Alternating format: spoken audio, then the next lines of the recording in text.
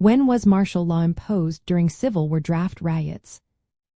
Imagine a city on the brink of chaos, where angry crowds clash with soldiers, and the government struggles to keep order. That's what happened during the Civil War draft riots in New York City in July of 1863. The question is, when did the government actually step in with martial law? Well, it's a bit complicated.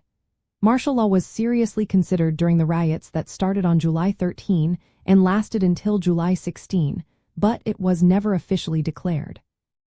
Major General John E. Wool, who was in charge of the Department of the East, said on July 16 that martial law should be declared to control the violence. However, he didn't have enough troops to make it happen effectively. The riots broke out because of the federal conscription law, which allowed wealthier men to pay $300 or higher substitutes to avoid the draft. This law hit working class and immigrant communities hard, especially Irish Americans in New York City.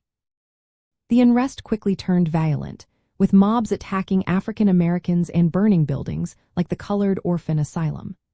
President Abraham Lincoln responded by sending militia and volunteer troops from the Battle of Gettysburg to restore order.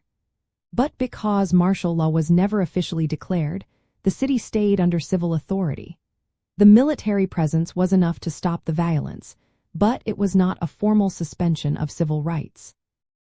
The lack of an official martial law declaration shows how difficult it was to enforce the draft law and keep peace during the war.